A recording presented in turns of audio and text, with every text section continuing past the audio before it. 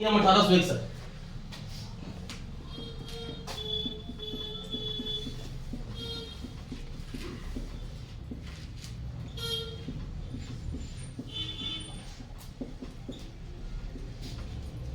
अगर हम भारतीय परिषद अधिनियम 1861 का बात करें तो थोड़ा सा आपको पीछे चलना होगा।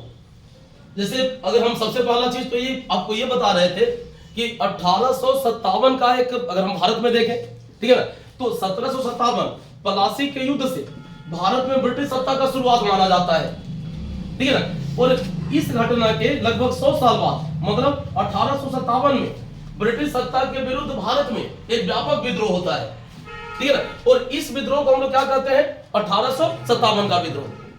अब सबसे पहला चीज तो ये कि ये जो विद्रोह हुआ, इस विद्रोह के पीछे रीजन क्या था, इस विद्रोह का कारण क्या था। तो ब्रिटिश सरकार जब इस विद्रोह के कारण का समीक्षा की तो ब्रिटिश सरकार को यह पता चला कि ये जो मूवमेंट हुआ हमारा इसलिए हुआ कि शासक और शासित के बीच कोई संबंध नहीं था। मतलब शासक और शासित के बीच, ठीक है ना, डायरेक्टली जो कनेक्शन होना चाहिए ये कनेक्शन नहीं था।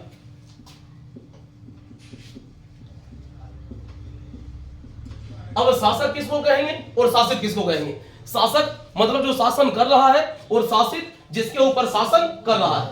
मतलब शासित करने का मतलब भारतीय प्रजा हो गया, और शासक कहने का मतलब ब्रिटिश सरकार हो गया या ब्रिटिश हुकूमत हो गया, जो कि भारत में आके हुकूमत कर रहा है, शासन कर रहा है, ठीक है ना। अब अगर हम अंग्रेज का बात करें तो अंग्रेज शुरू से जो भारत में आया किस लिए आया, तो व्यापार वाणिज्य में लाभ कमाने के लिए, ठीक है ना। अगर हम यहां पे अगर बात करें तो अंग्रेज शुरू से जब भारत में आया तो विदेशी बन के ही आया, ठीक है ना। और 1947 में जब भारत से गया तो विदेशी बन के ही गया। मतलब वो जितना दिन भी भारत में रहा, जितना दिन भी भारत पर हुकूमत किया, ठीक है ना, उतना दिन कभी भारतीय बना ही नहीं, ठीक है ना। जैसे देखिए यहाँ पे एक डाउट और आप लोग के मन में होगा, ऐसा थोड़ी है कि हमारे यहाँ तो जो हुकूमत करने वाला वर्ग और भी वर्ग आया हमारे यहाँ हुकूमत किया, ठीक है ना। अगर हम जैसे मध्यकाल में चल के देखें तो दिल्ली सल्तनत में भी लोग आए बाहर से, ये भी हमारे यहाँ हुकूमत किया, ठीक है ना। मुगल भी बाहर से आए हमारे यहाँ, ये भी हमारे ऊपर हुकूमत किया। लेकिन चाहे दिल्ली सल्तनत का शासक, चाहे मुगल शासक, ये कभी भी भारत में विदेशी बन के नहीं आए, ठीक है ना। ये बाहर से भारत में आया जरूर, या उससे पहले भी अगर हम प्राचीन काल में चल के देखें तो शक आया, कुषाण आया, ठीक है ना, भाई हिंद यूनानी परथियाई या पहलव आया। तो जो भी भारत में आया वो भारत से जाने के लिए नहीं आया, वो भारत में बसने के लिए आया, ठीक है ना। मतलब शासक और शासित के बीच यहाँ कोई भेदभाव नहीं होगा। ना हम दिल्ली सल्तनत के काल में देख सकते हैं ऐसा, ना हम मुगल काल में देख सकते हैं ऐसा। लेकिन अंग्रेज भारत में विदेशी बन के आया, विदेशी बन के रहा और विदेशी बन के ही चला गया, ठीक है ना। मतलब भारतीय सभ्यता और संस्कृति में उसको रचने और खपने का कोई मतलब उद्देश्य नहीं था, कोई मोटिव नहीं था उसका, ठीक है ना। और सबसे बड़ा चीज, अंग्रेज का सभ्यता अलग, संस्कृति अलग, भाषा अलग, रहन सहन अलग। अगर हम भारत का बात करें तो भारत का सभ्यता अलग, संस्कृति अलग, बोलचाल, रहन सहन, भाषा अलग, मतलब उससे हमारा सब कुछ अलग है। और जहां तक सवाल रह गया तो यहाँ पे यही माना गया कि शासक और शासित के बीच कोई संबंध है ही नहीं। जब शासक और शासित के बीच अगर कोई संबंध नहीं है तो आम जन के मन में शासन के प्रति क्या चल रहा है, ठीक है ना, ये जानने का अंग्रेज के पास कोई साधन था ही नहीं, ठीक है ना। और इसी साधन का अभाव होना 1857 के मूवमेंट का सबसे बड़ा कारण बन जाता है, ठीक है ना। तो अब जहां तक बात रह गया कि अगर हम यहां पे चल के देखें, ये 1861 का अधिनियम आया हमारा, 1892 का अधिनियम आया हमारा, या 1909 का अधिनियम आया हमारा। मतलब हम लगातार 3 अधिनियम का बात कर रहे हैं, 1861, 1892 और 1909। ये 3 अधिनियम जो लगातार हमारे यहाँ पारित हुआ, इसलिए हुआ कि भारतीयों का अधिक से अधिक सहयोग प्राप्त किया जाए, ठीक है ना। मतलब शासक और शासित के बीच जो भेद था, या शासित के शासित जो या जो आम प्रजातियां, जो भारतीय जनता थी, उस जनता के मन में ब्रिटिश शासन के प्रति चल क्या रहा है ये जानने का अंग्रेज के पास कोई साधन नहीं था, ठीक है ना। तो सरकार को यहाँ पे ये लग रहा था कि भाई सरकार के पास कोई ना कोई एक ऐसा साधन होना चाहिए, ठीक है ना। मतलब अगर देखिए, अगर हम बात करें कि जो केंद्रीय विधानमंडल है हमारा, उस केंद्रीय विधानमंडल में अगर हम भारतीय प्रतिनिधि को शामिल करते हैं, ठीक है ना, तो भारतीय प्रतिनिधि आम जनता के बीच उठ के आएगा, ठीक है ना। और आम जनता के मन में क्या चल रहा है इससे वो सरकार को अवगत कराएगा, नहीं होगा, ठीक है ना। और इसी परिस्थिति में अगर हम कहें तो कहीं ना कहीं जो केंद्रीय विधानमंडल है हमारा, उस केंद्रीय विधानमंडल में विस्तार करने का नीति अपनाया गया। ठीक है, या ये कह लीजिए कि भारतीयों का सहयोग प्राप्त करने का जो नीति है हमारा, ये नीति अपनाया गया।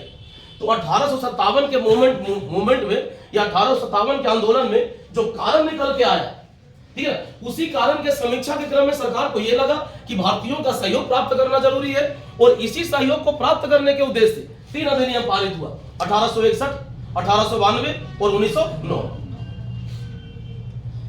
ठीक है ना। अब अगर हम बात करें यहाँ पे, तो सबसे बड़ा चीज क्या हुआ कि जैसे हम पहले ही बताए कि 1784 का जो पिट्स का इंडिया अधिनियम बना हमारा, उस पिट्स के इंडिया अधिनियम में क्या बताए थे कि गवर्नर जनरल के परिषद में 3 मेंबर होता था, बताए थे। उसके बाद 1833 का अधिनियम पढ़ा है आपको। 1833 के अधिनियम में ये बताए होंगे कि गवर्नर जनरल के परिषद में 4था मेंबर जोड़ा गया, ठीक है ना। और लॉर्ड मैकाले ये 4था मेंबर बनने वाला पहला व्यक्ति था, और ये 4था जो मेंबर होता था ये विधिवेत्ता प्रकृति का पद होता था, बताए थे ये सब, ठीक है ना। और यहां से अगर हम बात करें कि जब हम 1853 का अधिनियम पढ़ा रहे थे या जब हम 1858 का अधिनियम पढ़ा रहे थे, तो उस अधिनियम में इस परिषद के बारे में जनरली कोई चर्चा नहीं किया होंगे। मतलब यहाँ पे अगर हम 1858 के अधिनियम की बात करें, तो गवर्नर जनरल का जो परिषद होता है हमारा, उस परिषद में कोई छेड़छाड़ नहीं किया गया था, ठीक है। और यहां से अगर हम 1861 में चल के देखें, तो 1861 में गवर्नर जनरल के परिषद में एक 5वां मेंबर जोड़ा गया, और ये 5वां जो मेंबर होता था हमारा, ये विधिवेत्ता प्रकृति का होता था, मतलब ये विधि का जानकार होता था।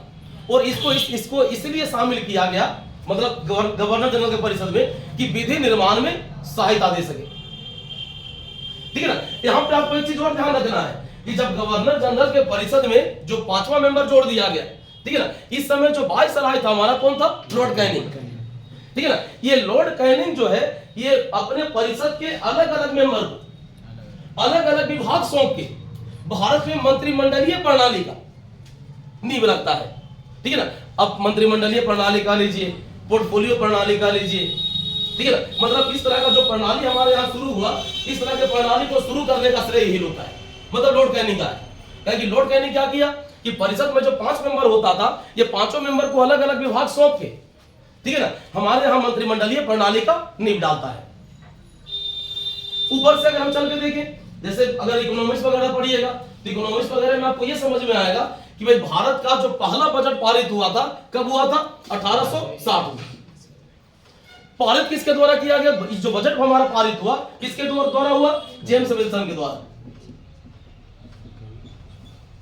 और इसी बजट में अगर हम कहें, तो भारत में पहला बार आयकर लगाया गया था 24 जुलाई 1860, ठीक है ना। और इसीलिए हर साल 24 जुलाई को हम लोग आयकर दिवस के रूप में मनाते हैं, ठीक है ना। तो सबसे बड़ा चीज ये हुआ कि भाई ये जो यहाँ जो प्रक्रिया को अपनाया गया, उसी प्रक्रिया के तहत अगर हम कहें, तो भारत में मंत्रिमंडलीय प्रणाली का नींव डाला गया, ठीक है ना। और ऊपर से अगर हम कहें, तो इसी समय भारत में पहला बजट प्रस्तुत होता है, और उस पहला बजट में हमारे यहाँ आयकर लगाया जाता है, ठीक है ना। तो अब अगर हम यहाँ पे इससे आगे बढ़ के देखें, तो हम पहले बताएं कि 1861 का अधिनियम जो पारित हुआ हमारा, उसको पारित करने के पीछे उद्देश्य क्या था? तो भारतीयों का सहयोग प्राप्त करना।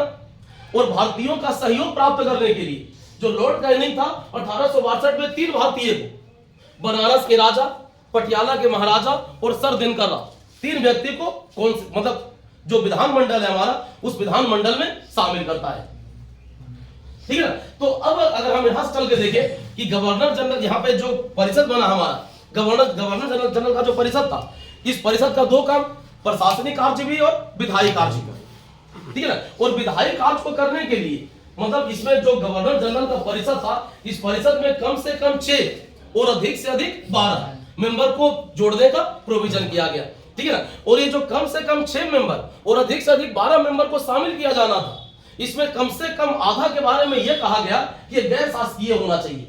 क्या होना चाहिए? गैर शासकीय या गैर सरकारी, ठीक है ना। मतलब यहां जो प्राइवेट व्यक्ति था, उस प्राइवेट व्यक्ति को इस परिषद में शामिल करने का प्रोविजन किया गया, ठीक है ना। और जो गैर सरकारी जो मेंबर होना था हमारा, मतलब जो गवर्नर जनरल का जो विस्तारित परिषद था, उस परिषद में जो 6 से 12 मेंबर को नियुक्त करना था हमको, ठीक है ना, उसका जो कार्यकाल रखा गया, कितना रखा गया? 2 साल। इसके नियुक्ति का अधिकार किसका? गवर्नर जनरल का, या जिसको वायसराय कहते हैं आप लोग, ठीक है ना भाई, उसी को नियुक्ति का अधिकार दिया गया। और इससे भी आगे अगर हम बढ़ के देखें तो सबसे बड़ा चीज क्या हुआ, जैसे हम पहले पढ़ा रहे थे कि 1773 का अधिनियम आया हमारा। 1773 के अधिनियम का उद्देश्य क्या था? तो अंग्रेजी ईस्ट इंडिया कंपनी पर ब्रिटिश सरकार के नियंत्रण को स्थापित करना। 1773 के अधिनियम के जरिए अगर हम कहें, या 1781 के संशोधनात्मक अधिनियम के जरिए अगर हम कहें, तो ब्रिटिश सरकार का जो अपेक्षा था यह अपेक्षा पूरा नहीं हो पाया। मतलब 1773 के अधिनियम के जरिए या 1781 के संशोधनात्मक अधिनियम के जरिए ब्रिटिश सरकार का जो ये मोटिव था कि अंग्रेजी ईस्ट इंडिया कंपनी पर ब्रिटिश सरकार के नियंत्रण को स्थापित करना है, ये हो नहीं पाया। और ये हुआ कब? 1784 के पिट्स के इंडिया अधिनियम, ठीक है ना। और धीरे धीरे आपको ये बताए कि जो बंगाल का गवर्नर था पहले क्या बन गया? बंगाल का गवर्नर जनरल बन गया, ठीक है ना। बाद में क्या हुआ कि बंगाल का गवर्नर जनरल भारत का गवर्नर जनरल बन गया, ठीक है ना। और 1858 में क्या हुआ कि भारत का गवर्नर जनरल वायसराय बन गया। ये सब हम पहले बता चुके हैं, कौन पहला है कौन अंतिम है भी हम बता चुके हैं आप लोगों को, ठीक है ना। तो अब अगर हम यहां पे चल के देखें तो 1773 के अधिनियम के जरिए भारत में, ठीक है ना, केंद्रीकरण की नीति का शुरुआत होता है। केंद्रीकरण कहने का मतलब जैसे हम पहले क्या बताए थे कि भाई हमारे यहाँ मेनली 3 प्रेसिडेंसी था, बंगाल था, मद्रास था, बंबई था, ठीक है ना। और सारा जो हम पावर दिए किसको? बंगाल को, ठीक है ना। और मद्रास और बंबई को हम क्या किए भाई? वायसराय के अधीन कर दिए या बंगाल के अधीन कर दिए। मतलब अगर हम यहाँ पे कहना चाहें तो ये कह सकते हैं कि भाई इस अधिनियम के जरिए भारत में केंद्रीकरण का नीति शुरू हुआ, ठीक है ना। और ये जो केंद्रीकरण का पॉलिसी था हमारा, ये चरम पर कब पहुंचता है? 1833 में। 1833 का जो चार्टर अधिनियम बना हमारा, उस अधिनियम में जो केंद्रीकरण का पॉलिसी था हमारा क्या होता है? चरम पर पहुंच जाता है, ठीक है ना। लेकिन 1861 के अधिनियम का विशेषता ये कि यहां से हमारे यहां विकेंद्रीकरण का नीति शुरू होता है। विकेंद्रीकरण कहने का मतलब तो जो प्रांतीय विधानमंडल है हमारा, उस प्रांतीय विधानमंडल को विधि बनाने का शक्ति दिया जाता है, ठीक है ना। तो अब सबसे बड़ा पहले क्या हो रहा था कि पूरे भारत के लिए विधि कौन बना रहा था? तो गवर्नर जनरल। और अब यहां पे क्या किए कि जो प्रांतीय विधानमंडल है, उस प्रांतीय विधानमंडल को भी हम विधि निर्माण का शक्ति प्रदान किए, ठीक है ना। तो यही जो प्रक्रिया है हमारा, इसी प्रक्रिया के संबंध में यह कहा जाता है कि 1861 के अधिनियम के जरिए भारत में विकेंद्रीकरण का जो प्रक्रिया है, यह प्रक्रिया प्रारंभ होता है, ठीक है ना। यहाँ पे अगर हम बात करें तो विधि निर्माण के संबंध में जो गवर्नर जनरल का परिषद था उसे विस्तार किया गया और कम से कम 6 और अधिक से अधिक 12 मेंबर को शामिल करने का प्रोविजन किया गया, ठीक है ना। लेकिन अब सबसे बड़ा सवाल ये उठ जाता है, और इसको नाम क्या दिया गया? केंद्रीय विधानमंडल या केंद्रीय विधान परिषद। तो केंद्रीय विधान परिषद क्या एक जो वर्तमान का जो संसद है हमारा, उस वर्तमान के संसद के समान था कि नहीं, ठीक है ना। तो वर्तमान का जो संसद है हमारा, उस संसद से किसी भी प्रकार से हम इसका तुलना नहीं कर सकते हैं, ठीक है। अब तुलना नहीं करने के पीछे रीजन क्या है? तो जिस प्रकार का अधिकार एक पार्लियामेंट को होना चाहिए, जिस प्रकार का अधिकार एक संसद को होना चाहिए, उस प्रकार का कोई भी अधिकार इसके पास नहीं था। मतलब जो एक विस्तारित परिषद का जो गठन हुआ हमारा, उस विस्तारित परिषद को हम किसी भी प्रकार से केंद्रीय मतलब संसद से तुलना नहीं कर सकते हैं। नहीं करने के पीछे कारण क्या? ठीक है ना। तो जैसे आज जो हमारा पार्लियामेंट है, उस पार्लियामेंट में सबसे पहला जो 1 घंटा हमारा चलता है, जैसे अगर हम आज का बात करें तो हमारे संसद का जो बैठक शुरू होता है दिन में 11 बजे से होता है ना। और पहला जो 1 घंटा होता है क्या होता है? प्रश्नकाल, ठीक है ना। इसके बाद का जो 1 घंटा होता है हमारा शून्यकाल। तो प्रश्नकाल में क्या होता है कि संसद का जो मेंबर है ये मंत्री को संबोधित करके अपना प्रश्न पूछता है, ठीक है ना। ऊपर से अगर हम चल के देखें, अगर शून्यकाल का हम बात करें तो शून्यकाल में किसी विशिष्ट मुद्दे को मतलब राष्ट्र हित से जुड़े हुए मुद्दे को उठाया जाता है, ठीक है ना। और अगर हम बात करें इसके बाद का जो भी काम होता है पार्लियामेंट का, ये क्या करता है? तो विधायी कामकाज करता है, ठीक है ना। तो आज का जो पार्लियामेंट है हमारा, उस आज के पार्लियामेंट को हम कई प्रकार का अधिकार दिए हैं, लेकिन उस समय का जो पार्लियामेंट बना हमारा, उस समय के पार्लियामेंट को किसी भी प्रकार का अधिकार नहीं था, ठीक है ना। ये प्रश्न नहीं पूछ सकता था, मतलब इसका जो मेंबर था, इसके मेंबर को प्रश्न पूछने का अधिकार नहीं था, ठीक है ना। और अगर प्रश्न पूछने का अधिकार नहीं होगा तो अनुपूरक प्रश्न का भी अधिकार नहीं होगा। बजट पर विचार विमर्श का या मत विभाजन का मांग करने का अधिकार नहीं था। मतलब इस प्रकार का कोई भी अधिकार हम इसको नहीं दिए, ठीक है ना। ऊपर से यहां पे क्या हुआ? तो संकटकालीन परिस्थितियों में गवर्नर जनरल को अध्यादेश के जरिए विधि बनाने का शक्ति प्रदान की, ठीक है ना। और यहाँ जो अध्यादेश जारी होता था, उस अध्यादेश का जो क्रियाशीलता रखा गया, ये 6 माह का रखा गया। मतलब अगर गवर्नर जनरल अध्यादेश जारी करता है, या अध्यादेश के जरिए अगर कोई विधि बनाता है, तो उसका मतलब समय सीमा क्या होगा?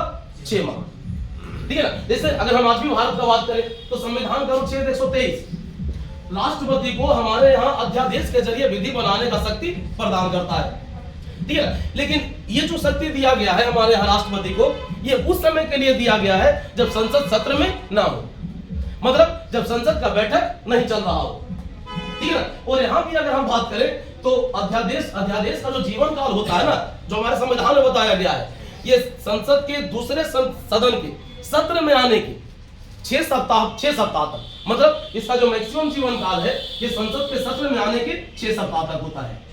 और यहां पे कितना दिया गया? 6 माह। ऊपर से अगर हम बात करें तो इस अधिनियम का एक और खास विशेषता कि गवर्नर जनरल को जो केंद्रीय विधान परिषद है हमारा, उस केंद्रीय विधान परिषद के द्वारा पारित विधियों के संबंध में वीटो का शक्ति प्रदान किया गया। वीटो समझते हैं आप लोग?